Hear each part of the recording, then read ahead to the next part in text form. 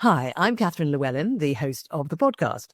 You can find out all about Truth and Transcendence on truthandtranscendence.com. And you can find out all about me on beingspace.world, where you will find my online coaching offering as well as my UK-based workshops.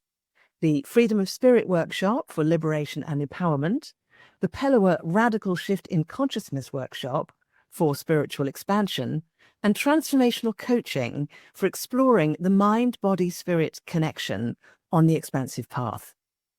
You can also support the podcast by actually making a donation. I hope you enjoy the show. Welcome to Truth and Transcendence. You can find all our episodes on truthandtranscendence.com. Today, I'm delighted to welcome special guest Brian Hite, who's here today to talk about many things, but we're going to start off with talking about this idea of we are always on the path. And in a moment, I'll ask Brian to kind of show us what he means by that. Brian is a renowned performance psychologist and coach with over 30 years' experience as a Hollywood stuntman. He helps individuals and organizations reimagine their relationship with stress and pressure, which I would challenge anyone listening to this to tell me they never experience any stress or pressure in today's world. So, Brian, thank you so much for coming back on the show. Oh, I appreciate you having me. Thank you.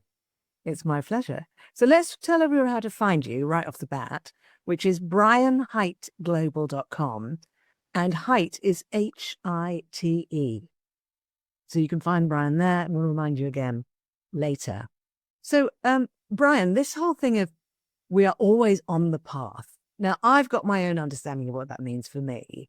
Would you like to share with us all what that means for you?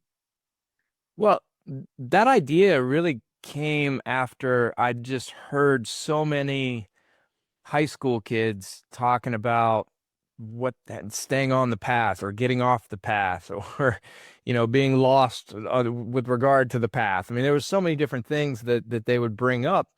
And I got to thinking about it, and I don't think that I don't think that they're understanding path in the way that I understand it. And by that I mean where I'm standing right now, if I turn around and look behind me, I see a very clear path. I know where I've been, and it's very clear that trail and where it has gone through. But if I look in front of me, I don't see any path. I see nothing. There's literally nothing there until I take my next step. And when I take my next step, then the path manifests under my feet. How it manifests, where it manifests, depends on, just like anything else, it depends on what conditions are present. Because just like, I mean, there's not grass growing on your wall behind you right there. The reason for that is because the conditions aren't right for grass to grow on that wall. But if you were to walk outside, you'd probably see some grass. Why? Because conditions are right for grass to grow there. And that's how our paths are. What emerges, what manifests for us in the present moment is just a function of all of the different conditions that exist. But because the future is unknown, because we can't know the future, the path in front of us isn't real. We can imagine a path. We could imagine multiple paths, but there isn't a real path. Now, behind us, there's a real path. That's happened. Objective data that we can turn to. So no, I was at that place at that time. Yes, I was. There it is. There are my footprints. But in front of us, that's not true. And so there's no way to get off the path when the path emerges under our feet with each step. There's no way to get off of it. So we are always on the path. Whatever step we're taking is the step that we're taking. That's where we are. And that's part of our path. We're never off of it. Ah, now that's really interesting. So you're essentially saying that we are actually creating our own path by stepping. So it's very similar to if anybody's familiar with quantum physics, the idea of a wave function, meaning that particles exist in this state of probability. So some states are more probable than others, but at any given moment, with a wave function, all of those different states are possible. Some are more probable, but all are possible. And then when we observe the situation, we look at the spin of a particle or the position of the particle, well, then all of a sudden the wave function collapses to a single point. And now there's just one thing. Whereas before there was a wide probability. So wave function, all things are possible, some more probable than others. And then when that wave function collapses, there's a thing. Well, that's the way I see that step that we take. Until we step, all possibilities are out there. Everything's possible. Some things are certainly more probable than others, but all things are possible. And then when we take that step, boom, it all turns into one thing. Now that moment manifests given whatever those conditions are. Right. And the other thought that struck me in response to what you just, in the way you described it, it's like you're saying we're always on the path. It's inevitable. It just is. It just is a what so. We're always on the path because our next step is what then gives rise to the next piece of the path. And I was then thinking to myself, so this whole idea of, oh, I can't find my path, or I've fallen off my path, is a very different way of looking at it. And I was just wondering, given your work with psychology and exploring all of that, what's your take on the psychology of people saying, I'm not on my path. I don't know what my path is. I've fallen off my path.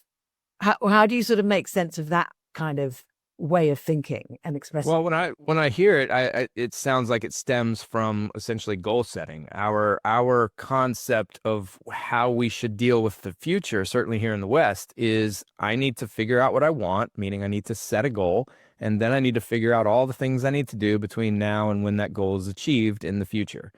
And anything that doesn't align with that plan that I make for myself between here and there, I deem that off the path. My path is this, then that, then that, then that. Step A, step B, step C, step D, and then my goal is achieved.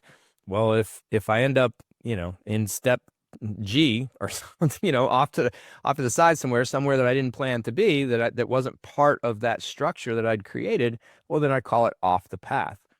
But I'll tell you, and any of us that have been on this planet for any length of time will probably understand exactly what I'm saying. When I look back in my past, again, the path is very clear. I can see how this led to that, led to that, led to that, how one thing's connected to the next, connected to the next. And at any one of those points, I could have, theoretically gone in some other direction. But I didn't. I went the direction that I did. And so it seems very logical. It seems very linear that that's how we do things.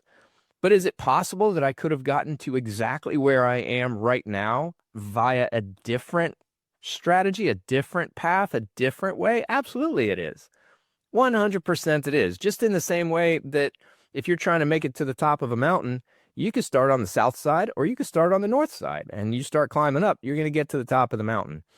And you can take circuitous routes or you could take the straight line, but you get to the top of the mountain. So is it possible that I could have gotten exactly to this place? It is. It's probably not likely, but it is possible. And I can tell that from, in the back. So moving forward, I think when people, they project into the future, this is where I want to be. This is where I plan to be, or even just very confidently, this is where I'm going to be. And then we figure out in our minds, okay, well, here's what it's going to take. We try to figure out how we get from here to there. And how we figure it out is certainly, it's a logical process that we go through to figure out, okay, well, I'm currently here and I need to be there. What are the steps? But I think that we need to embody some humility in the sense that, well, maybe we didn't, number one, maybe we didn't think of everything that we even could have thought of, that we know, or the information that is accessible to us. Maybe we didn't think of it all, or maybe we just didn't process the information that we had as well as we could have. Maybe we made some mistakes, and because this is another piece on top of it, we just need to recognize that we can't predict the future. I mean, truly, I might get information as soon as I get off of this thing with you that completely changes my mind all about this always on the path thing. something might happen. I might read an article, somebody might call me, I might have a conversation, I might learn something new that will change my perspective. And if it does, then it does. Now I've got a new perspective. And when my new perspective is there, if I hang on to those old views of the future, this is one of the problems with goal setting, is that, we identify these things, we decide they are the most important, most valuable things for us, very helpful for us to achieve. And I think that we're probably right, or at least right most of the time when we decide that. But then we keep living. And then the next day we learn something new, and the next day we learn something new, and the day after that we're presented with an opportunity, and so we move in a little bit different direction. Well, then when we reevaluate, okay, I wanted that goal, is this still good for me? We have to be open to the fact that the answer might be no. So this idea of being off of a path assumes that there is an actual path into the future that exists that will get you to where you want to be. But again, I would question, number one, let's just acknowledge that path isn't real. It doesn't actually exist. And number two, where you think you want to be might not be where you really need to be. Yeah. And then, of course, you get the people who have stayed on the, in quotes, path, as in the plan. I went to college, I got this job, which enabled me to get promotion. And then I went and worked in Asia for a while and then came back like everyone else does in that line of work. That people can create a sort of that I used to do a lot of work for HSBC bank group. And they have this whole thing where there was a particular kind of type of plan of how you got from, you joined from college, then you do this, and then you do that, and you do this, you do that, and you end up on the board or whatever. And it kind of worked. But you often ended up with people at some point along the way suddenly realizing they were completely miserable because they were just following a dictated plan that was nothing to do with what really spoke to them, what really touched their heart. It was not organic. They'd sort of processed themselves in a pre-structured way and made themselves miserable in that way, by believing in a path, which, as you say, is not actually real. Mm-hmm. Yeah, it's interesting that you put it in those terms. I mean, where I am right now is keynote speaker. I do workshops for people. I sometimes work on retainer with organizations to really just personalize and tailor what it is that I do to them. I still do stunts on the side, but that's my main thing. The keynote speaking, the workshops, a little bit of individual work with people, but not much. And I say all that to say, had I known when I was in high school that this is what I wanted to do when I grew up, which I didn't, not even a little bit, but had I, then I would have thought, okay, so that's where I want to do. What are the steps that I need to take? Well, I need to go to college and graduate from college. And then I need to go to graduate school, get my master's and finish up with a PhD. And then once I have the PhD, then I can get a job somewhere and get some experience working with some people. And then I can do the speaking and the coaching. And what happened was I graduated from high school. I went to college. I dropped out. I moved to Los Angeles to work as a stuntman for 15 years. I went back to college, finished the bachelor's, and then worked on the master's, and then started a PhD program, but never with a job. I was still doing stunts. And then I got married, because that's what you're supposed to do, get married, have a family, and all that. And then stopped doing stunts, went to work for the Army, quit the Army job, got divorced, went back to doing stunts again another time, started working again on the PhD, finally finished that, went back to the Army job, got married again, did the Army job for a while, got divorced, had a kid somewhere in there. You see where I'm going. It's not been a linear path to where I am, and yet here I am. And I would argue, to my benefit, because all of the experiences that I've had, all the traveling that I've done, because the other thing that I do is I work with people in high stakes environments. I work with corporate people, for sure, but I also work with educators, first responders, athletes, performing artists, people who when they perform, there are things at stake that really matter.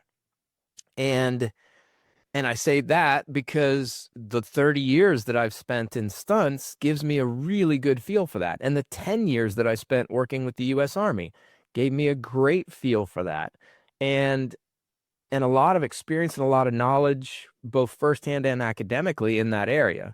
So so again, if I'd taken the path that somebody would have said, if I'd have gone to the guidance counselor in high school and they said, all right, well, here are the steps that you need to take, and then got all freaked out when one of them didn't work out, when I ended up, meeting somebody or getting divorced, which again, off the path. I'm not supposed to get divorced. That takes me off the path. So we just have to be, again, humble enough to just recognize that we can't predict the future. There's no way of doing that. And that whatever it is that we think we want is fine, but just also be open to the fact that we may want something different tomorrow, and that's fine too. So setting goals, great. You take stock of what life is right now. You recognize where you want to go, gives you some direction, gives you some focus, gives you some motivation to move in some directions. But then you live and you learn and you meet new people and ideas change. And so that goal can change too, which means the path changes. So even if there were such a thing, which there isn't, but even if there were such a thing as this path that's real in front of us in the future, we would still never know if we were on our path or off our path, because we keep changing the path, because we keep changing the goals based on what we learn and our experiences. So again, for a couple reasons, just that on the path, off the path thing, I think is problematic. I think that's fantastic. Well, what it also means is that if we're always on the path, that's a win. That's more of a win than saying, well, I'm not on the path. How do I be on the path? That idea that you've got to find a correct path for you. And how do you know it is correct? So do you then spend your whole time worrying about whether it's the wrong one? But this idea of actually we're on the path anyway, so we can let go of worrying about being on the path because we're on the path. So that's a win. So then there's another whole set thing of, right, okay, if I'm on the path, then what else? Then it frees up a lot of energy, doesn't it? A lot of kind of psychic space for us. Do you find it when you're working? Yeah, it's really just about right now. What do I need to do right now to move myself forward in whatever direction I think is the right one?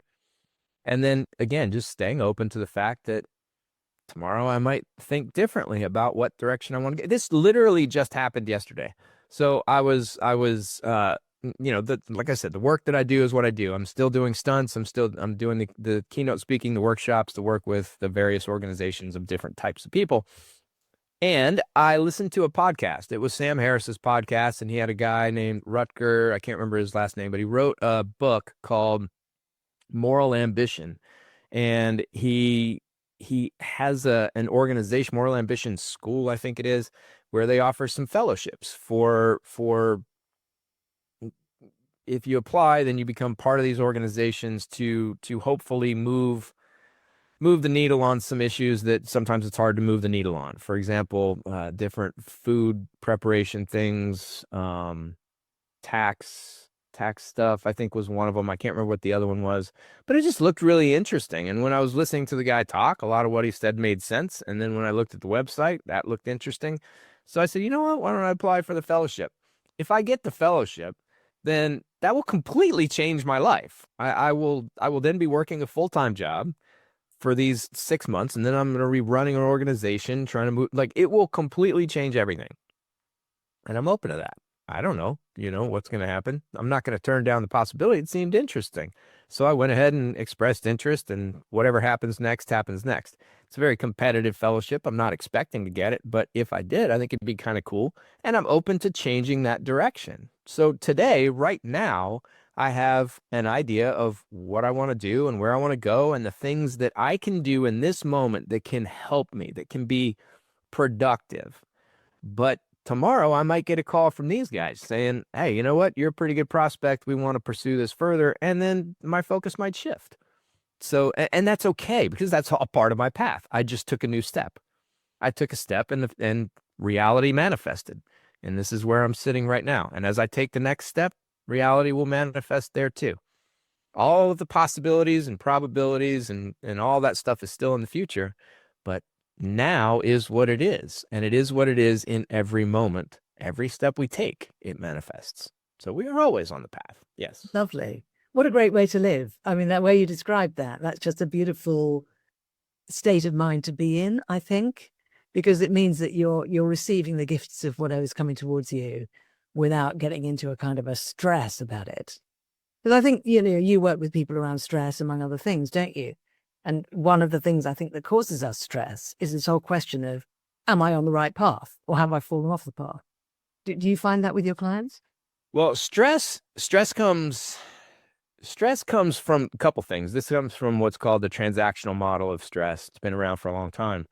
But it's essentially when we're in a situation or when we're thinking about whatever life, we ask ourselves two questions. One, these are primary appraisals, what they call it. Is there a threat?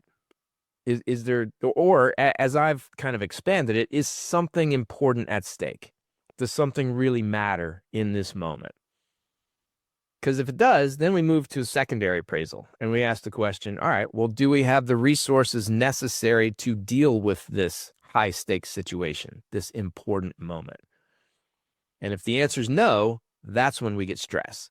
So when we find ourselves in high stakes moments, particularly ones that we perceive as a threat, and we don't believe we have what it takes to deal with those situations effectively, that's where stress arises.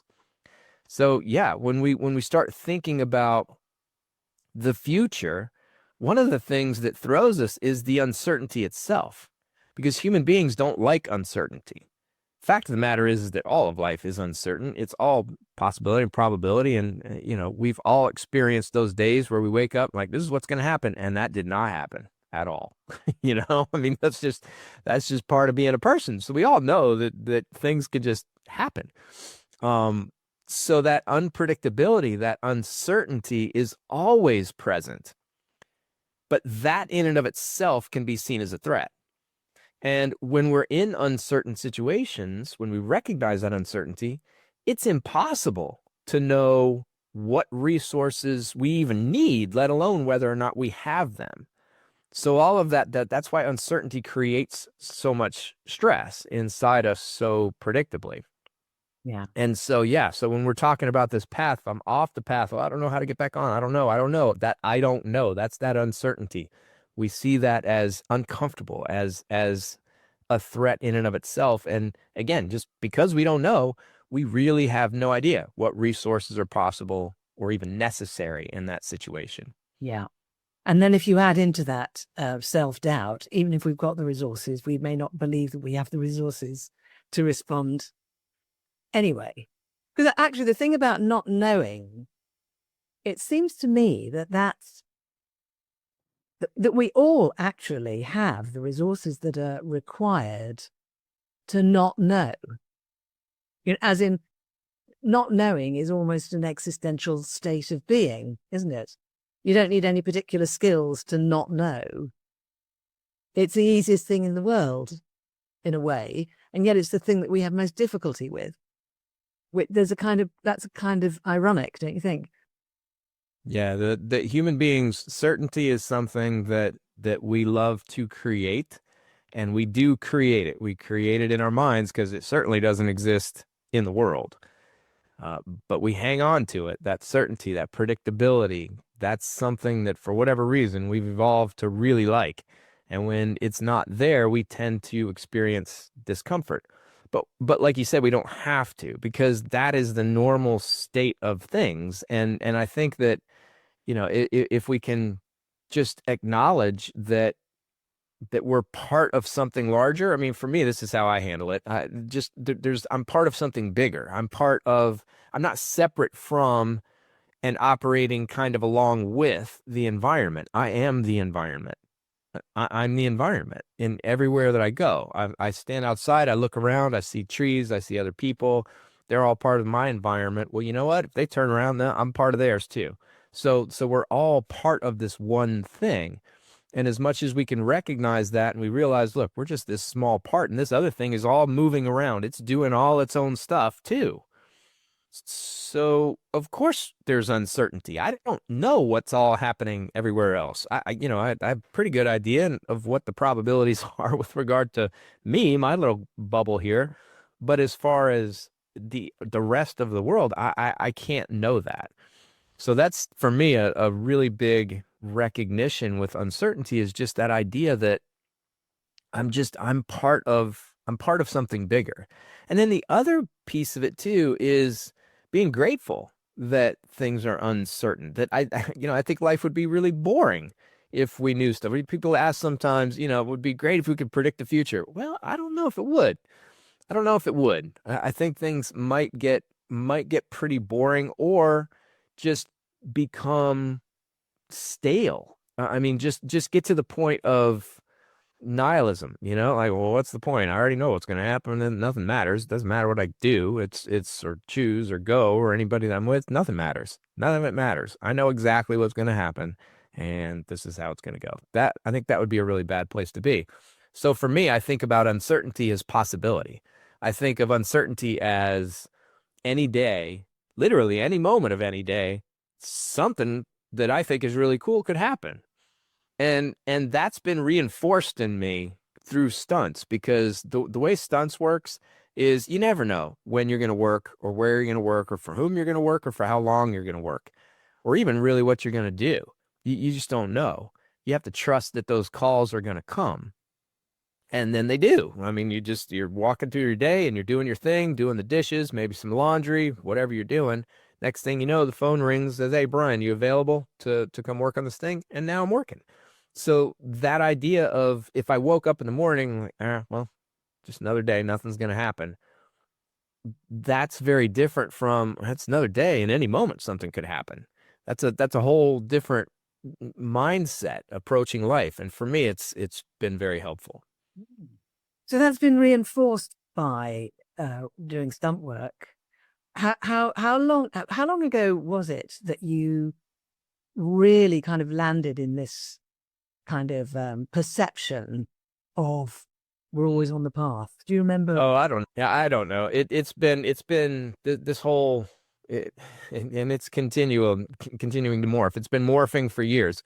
I was, yeah, I don't know. I'd say probably about 7 or 8 years ago is when I started reading some Eastern philosophy. I've been reading Western science, not even so much Western philosophy at that point, but mainly science stuff just for my degrees. And so I understood cognitive theory and cognitive behavioral therapy and the theoretical whatever's behind all of that.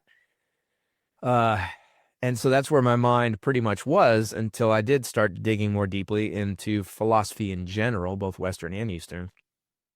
And I started questioning some of the assumptions. For example, one of those assumptions is that there are such things as high stress situations, high stress environments, high pressure situations, high stress jobs. And I don't think that's true. I think that and this is something that comes from philosophers at least 2,000 years ago, specifically Epictetus, who said it's not events that disturb us, it's our judgment of those events that disturbs us. So taking that to what I was just saying, there aren't situations, environments, jobs that are stressful. There's simply situations, environments, and jobs. And whether we experience stress in those moments is entirely up to how we judge those moments, how we think about them, how we experience them, what we choose to pay attention to and prioritize in those moments. That's what creates stress. So there's no guarantee. It's people talk about it like, if you go into this situation, then you are guaranteed to be stressed. It's not true. And it's not true very demonstrably. I mean, you and I, nobody would really, I don't think, question this in their own lives. You and I could walk into the same exact situation, and one of us experience stress and the other one not. Why? Any number of reasons. There are several variables that would go into, at least several variables that would go into whether we experienced stress or didn't.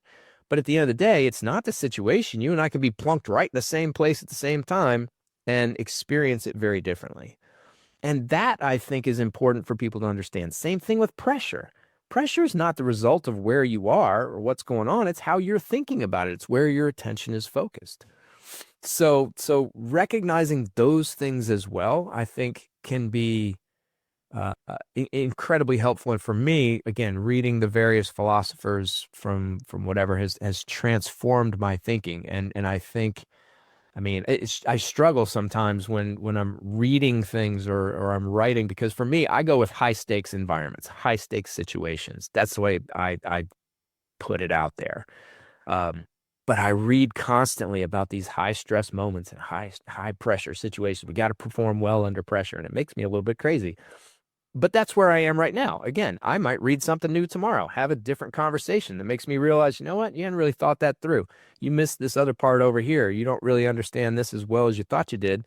And that may change my perspective. So I'm always changing, always morphing, always open to it, and always excited about it. I don't want to be wrong any longer than I need to be wrong. So if I learn something new that tells me I'm wrong today, I'm going to change my mind so I can be right tomorrow. Fantastic. I certainly resonate with what you were saying. I've had times when people have said to me, oh, God, that thing you're doing or that you used to do, that must have been really stressful. And I've sort of, well, actually, it wasn't particularly, but then they might be doing something that I look at and I go, how can you do that? How can you not get really stressed out in that situation? And they're like, what do you mean? What are you talking about? So I think that's very, very true about that. But there is this kind of illusion, I think, that a lot of us like to buy into, that there is such a thing as a high stress environment per se, because then we can all agree about that. And we can all agree about how hard it is for us, and that person comes back and they're suffering and everyone has to put up with the fact they're suffering, and all of that, rather than, okay, that person works on the rigs 6 months of the year. And then 6 months of the year, they're not on the rigs, they're doing something else. Doesn't mean they have to be stressed. They might really enjoy that. And someone else might say, working in an office every day, 9 to 5, that must be really stressful. Not necessarily. It might be for you, but not for someone else. So I think that's a really, really good reminder. Yeah. One of the things that came to my mind as I was thinking about this, I thought about two situations in my own life where they were almost identical. So I was working on a TV show. It was about 20 years ago, 25 maybe, I don't know. It was a while ago. And I was coming out the back of the truck. So the truck was driving down the road and I get thrown out the back of it, hit the ground and roll. Then, it was maybe 6 months ago or so, 9 months maybe, I was working on an episode of a TV show called Righteous Gemstones, which I actually think that this episode just came out. It's episode 9 of the new season. I have to check it out and see if this is the right one or not. But basically the same thing. I was in the back of a truck. The thing hit a bump. I came out the back of the truck, hit the ground, and started rolling. And I was thinking about how I experienced, like the experience that I had prior to doing what was essentially the exact same things. And I remember the very first time being feeling a lot of stress, feeling a lot of pressure, which those are two different things. We can go into that if you want to later on, but experiencing both. And then I thought I put myself back into that position on Righteous Gemstones, and there was no stress or pressure. I was just there. I was there. I was present. I was having a good time. I was paying attention to what I needed to be paying attention to. I did what I needed to do. It was a very, very different experience. So that really is the first time when I put those two things together, that's when I started to really question, well, wait a minute, what if there's such a thing as a high pressure situation coming out the back of a moving vehicle, hitting the ground and rolling, that's got to qualify. But in one case, there was some pressure, and in the other case, there wasn't. Same thing with stress. So it's really, again, it's not a hard sell when you put it in those terms to people, because they've all been in situations where they've perceived it differently than somebody else has. Somebody else is roller coasters are a perfect experience. You'll see people all the time. One person sitting on one side of the roller coaster, another person sitting on the other side of the roller coaster. One person, big smile, arms up in the air. The other person, death grip on the thing, about to freak out. Same exact experience, same location, same time. Incredibly different perceptions about what it is that's going on. Yeah, I had an example of that. My boyfriend at the time was really into caving. Do you know what caving is? Uh-huh. Okay. So any listeners who don't know what that is, you basically climb down below the ground and then explore underground, basically. and you're probably wearing special outfits and stuff. And at any point in time, you might have a waterfall on your head, or it might be very cold or whatever. He loved it. And so I went with him one weekend. Big mistake. I was absolutely terrified. I was halfway down the ladder from the surface into the caves, and I was frozen on the ladder, screaming in terror. And he's at the top going, oh my God, this is embarrassing. Our relationship did not last long after that. But, neither of us really understood this thing of it's not inherently stressful. He loved it. I did not. And that was just the way it was. And the thing your situation you described, you had a completely different relationship with it at different points in your life. The similar experience, but you're older, you're more grounded, perhaps, you're in a different space. And I think we've all experienced that thing of, you ask someone out for a date, the first time you do it, you feel like you're going to die. And then you reach a point, some of us reach a point where you can do it without the terror and the stress experience around it. So I think we've all had those, this was stressful, now it's not. Yeah, and that's important, because the something that you said, this is another thing that I'm exploring. I'm trying to put in my mind together a theoretical paper that I can publish in a journal, and this is the type of stuff that it is, because what you're describing is there's a relationship between how high the stakes are and how much stress or pressure we might experience. But there are mediating and moderating variables in there, meaning that for example, what you just described is experience and possibly confidence, that I'm sure is very strongly related to the experience, but doesn't necessarily have to be from experience only. But those two things can change that relationship. So there might be a very high stakes situation, and I might not experience any stress or pressure, and that would be the difference, is the confidence levels. When confidence is high, I don't experience any stress or pressure. There's no relationship there. But when my confidence is low, there's a very strong negative correlation between the stakes, well, positive correlation between the stakes and the pressure, meaning the higher the stakes are, the higher the pressure. But not when confidence is high. Confidence is high, that relationship goes away. So exploring what those different things are, perceptions of uncertainty, that might be another variable that would change things in that moment. Yes.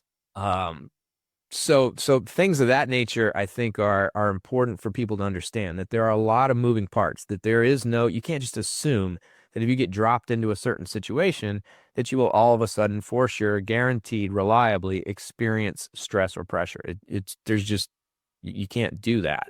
Yeah. Each situation's different, and it completely depends on how you choose to view that situation, how you're understanding it.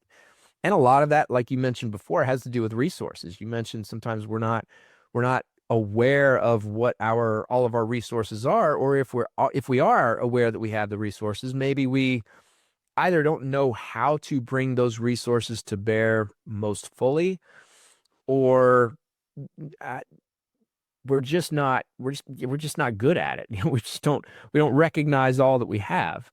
And that's important. So, and I guess we can just talk about what resources even are. When I say that, what I mean are physical resources, mental resources, emotional resources, social resources, financial resources. There are a lot of different kinds of resources, spiritual resources. There are a lot of resources. And the more that we can recognize what we currently have, and then augment, develop, improve ones that maybe we're not quite as good at, then the better off we're going to be when challenges arise. So, and again, the more resources we have, the better able we are to put them into practice, the less likely we are to experience stress in situations. Because even if, and this is another thing too, is even if I perceive a situation as a threat, and this is that, even that terminology, like I said, is problematic. And I'll tell you why, my thought process around that. Because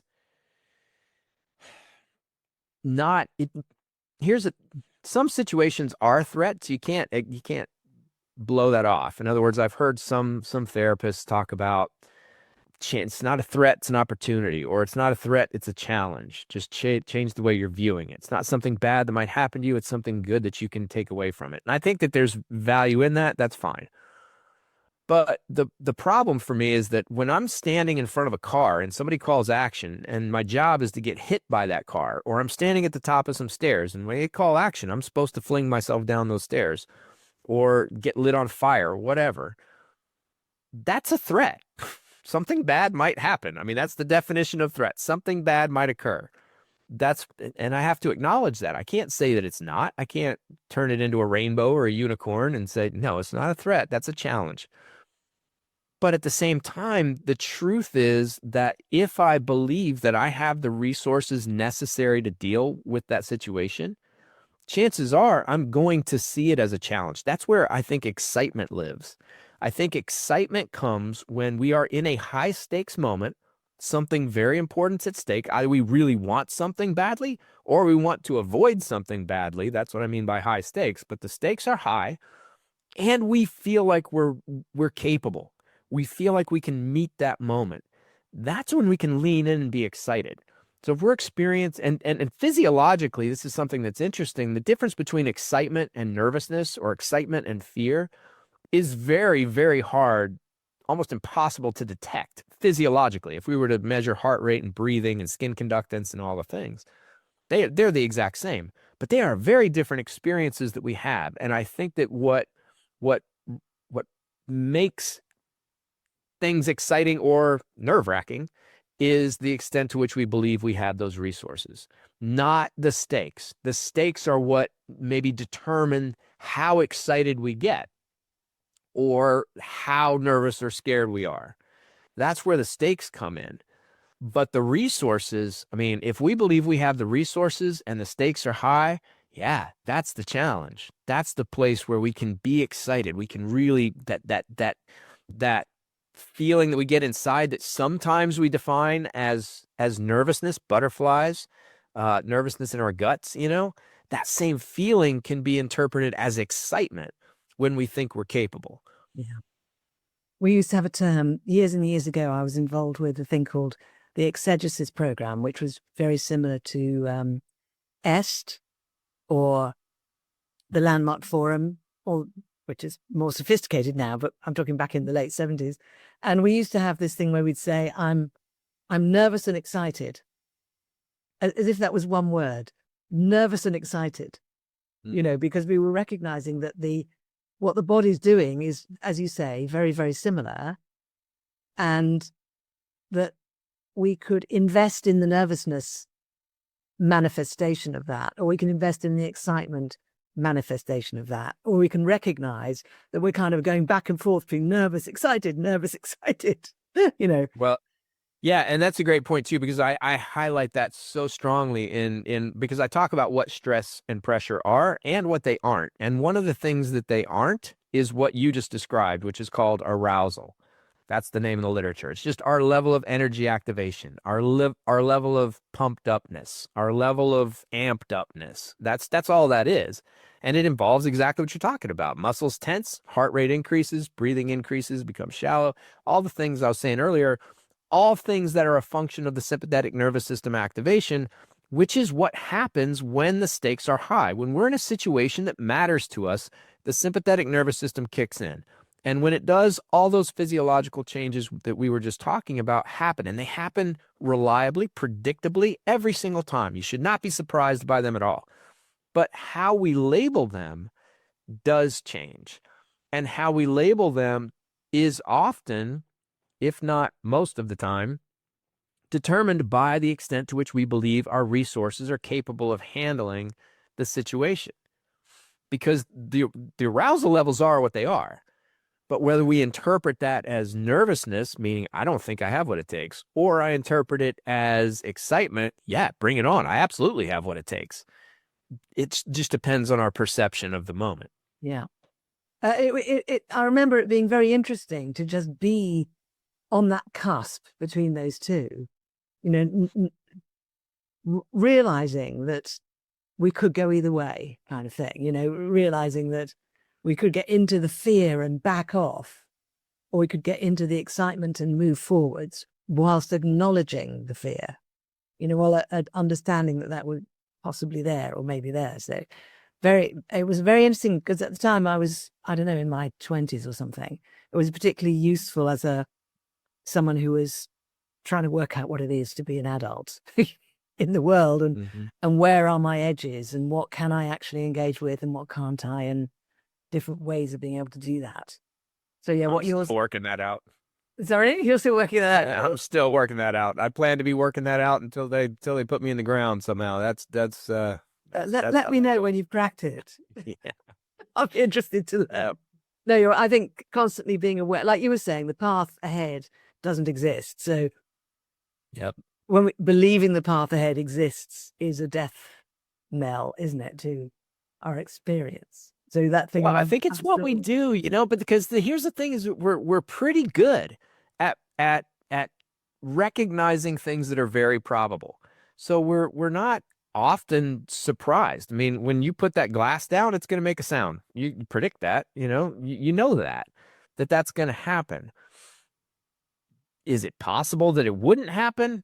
I guess in some realm, there's probably a possibility of some sort. I mean, you could have been struck deaf right before the glass hit, maybe, and all of a sudden you didn't hear it. You know what I'm saying? But we're pretty good at predicting what's going to happen in the future, which gives us the illusion that we actually know what's going to happen in the future. So, and I think that both things are fine, because, I mean, we'd be in a big mess if we didn't even try to think about what the next thing was, just truly operating in the moment about everything, never thinking about what might be coming in the future. We'd be a total wreck. And at the same time, if we just assume that what we think is going to happen in the future is actual reality, that's a huge mistake too. A big limiting mistake. Yeah, that's a better way to say it. Yeah, thank you. So honestly, I could talk to you for ages, and I can't believe how long we've been talking already, because it's just been so immediate. I love the energy that you bring to this whole topic.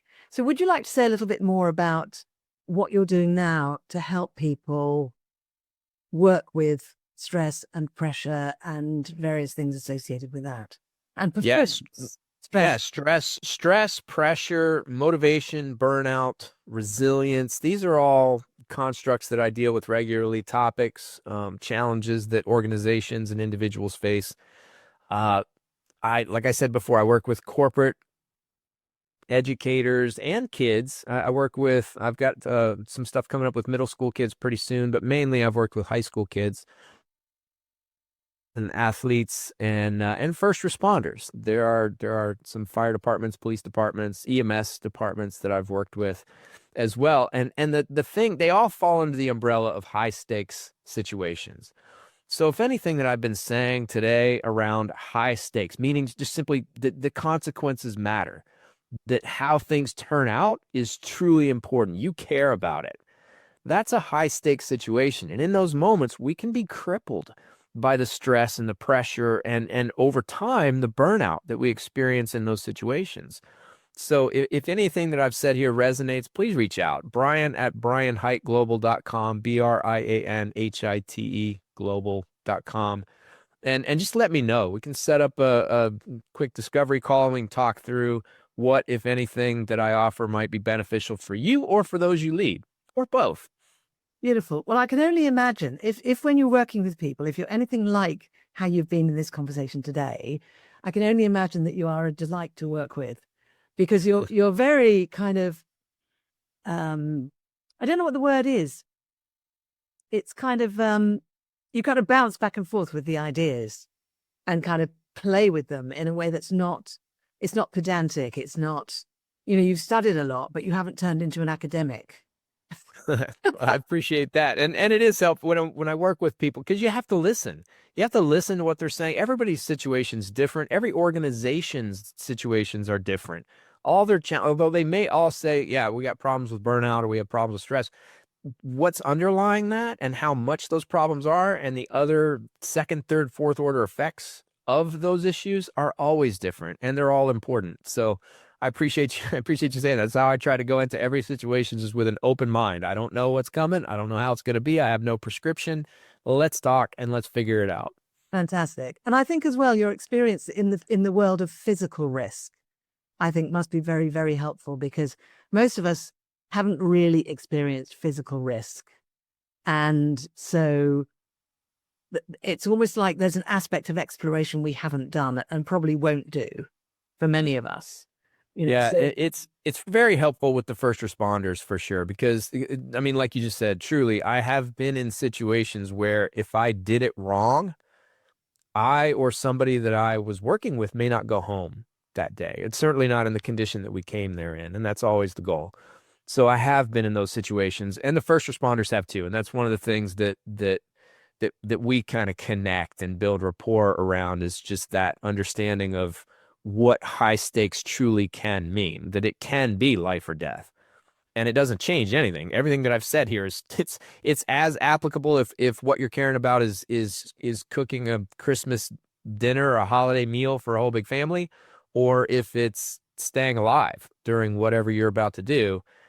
All of the information's the same. Stress still comes from the perception that something's a threat or that the stakes are high and that we don't have the resources necessary to deal with them. Pressure still comes from a focus on consequences, the what ifs. If I screw this up, then, rather than on in the moment, task relevant things. That doesn't change no matter what the high stakes moment is. So, yeah. amazing, beautiful. So, Brian, we've actually talked about quite a lot today in this conversation. It's kind of gone in a whole number of interesting directions. Has there been a favorite part of our conversation for you today? I enjoy talking about all of it for the reasons that you just said. I like challenging assumptions. I like kicking around ideas. I like trying to approach things in from new directions. So this idea of the colloquial, we're off the path. Let's get rid of it. I don't think that's. I want to challenge the usefulness of that phrase. I don't think it's accurate that there are high stress, high pressure situations or jobs. I don't think that's true. I think we bring our own stress and pressure based on what it is that we have to offer and how we're seeing the situation. So let's acknowledge that and let's benefit from it. Let's grow from it. Let's let go of some of the old assumptions that may not be serving us as well as they could be, and look at things differently. Beautiful. So, one final thing I'd like to invite you to do, if you'd like to, is sometimes it's great for the listeners to have some sort of inquiry question or reflection question to take away into their week to help them get more deeply into what we've been discussing. And I wondered if you would like to offer the listeners a reflection or inquiry question to take away. Hmm. Well, I think with the always on the path concept, I would challenge people to just throughout their day, throughout their week, think about those things that you are, the goals that you've set, the things in the future that you believe are going to happen, and you are operating every day like that is going to be the goal. And just question what it might look like if that were to change. What might provoke that change? For example, let's say somebody had a goal of, I want to finish my degree at university or at college. I want to get this degree. And they've been pursuing that for a year and a half or so, and it's going very well. But then they get offered a new job opportunity or a promotion at their job that may change their hours that they work or their availability or their ability to do that. Or they find out that they're pregnant and a baby is coming. So the life is going to change. That is the kind of thing that might change that person's goal of, oh yeah, well, I did want to get this degree and I still maybe would one day, but maybe not right now. Maybe I need to switch my perspective. So what kinds of things might cause you to rethink your projections of what you think the future ought to be? And just recognize too that that's all they are. They are projections created in our minds of what we think the future ought to be. And they're only based on what we know right now. Fantastic. I love the thought of everybody, because we have listeners up for this show in over 100 countries. So I love the thought of people in 100 countries playing with that question and just kind of experiencing how that can open things up and open up possibility. And perhaps even inject more life into what they're already doing as well, as well as opening up the possibility. Because I don't know if you've noticed this, when we open up the possibility in our minds of many other possible routes, very often the thing we're already doing suddenly comes more to life. Have you ever noticed that? Yeah. And you know what? It's very possible that with reflection, we recognize that what we're doing and how we're proceeding is exactly what we need to do. But with that openness, with that questioning, with that challenging of assumptions, we can become surer of that. Amazing. Thank you so much, Brian. Well, thank you very much for giving everyone your contact details again, so I didn't have to remember to do it, which is brilliant. Thank you so much for coming on the show. Thank you again for having me. I've really enjoyed the discussion. It's been a lot of fun. Fantastic. So, everybody, that's all for Truth and Transcendence today. And as I mentioned before, you can find our other episodes on truthandtranscendence.com. Please help us keep spreading the word and the love and all this beautiful content by giving a thumbs up, a 5-star rating, share with your friends, and comment on what we were discussing today.